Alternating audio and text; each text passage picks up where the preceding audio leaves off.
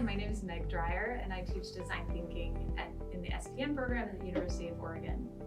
Design thinking is really an in-depth dive into how designers think and how they work.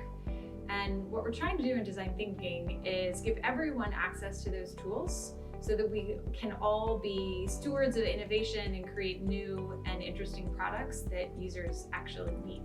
My educational background is I got an undergraduate degree from Stanford. I actually invented my own major because I was really interested in how people interact with products and technologies. So I took a lot of psychology courses, but I was really excited about design. So I also took a lot of mechanical engineering courses and art courses, and I combined that with technology. So I also took computer science. Now my undergrad degree probably would have been known as UI or UX, but that's what I did. And then I went back to Stanford about 4 years later and got a business degree. So I have an MBA also from Stanford. And I originally got into the sports product industry. It was my second job out of grad school. I went to IDEO, which is a design and innovation consultancy first. And then while I was at IDEO, I was introduced to a couple of people at Nike and moved up to work at Nike in 2012.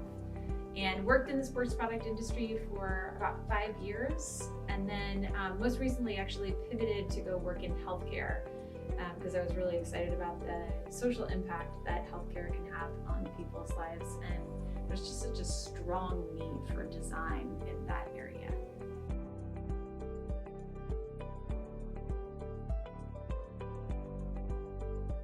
When I was at Nike, I actually worked on some really interesting things. I worked in product design, worked on color and materials, and I also worked on the Rio Olympics, which was really, really fun with a small team inside Nike to work on what that creative strategy was and how we're going to bring that to life with different athletes from around the world.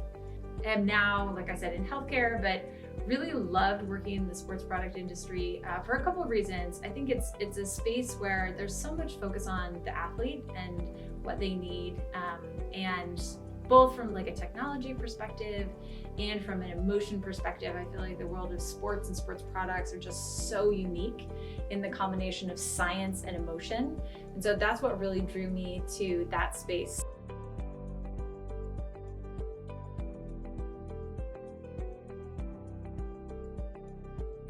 Okay, so some key skills to be successful in the sports product industry. I feel like hustle is the #1 word that comes to mind. I just think it's so fast moving and so forward looking in a lot of aspects. Not only because like the development cycle is kind of long, but also because like you're constantly looking for what's next and what's new. It's very much consumer oriented. I think that's super interesting. And so I feel like that just like self-initiative and hustle are really important. I also feel like a dose of humility is really powerful too. In my course, we talk all about empathy and how empathy is so important, and you don't want to design things for yourself, but you want to really get into the mind of and understand the reality of your core consumer. And sports products, like that's really important also, is to just really understand their lived experience, their environment, what motivates them, but also like how's their day-to-day work, what is training like? And I think that that's so powerful. Also just having that empathy for your consumer and how important that is. And that extends like outside of professional athletes a lot too. Just understanding like what's the day-to-day like for an average consumer in America, or the kid who's really just trying out basketball for the first time or something. So I think those are the two things, are like humility and hustle. And humility comes with a big dose of empathy for understanding who your core consumers are.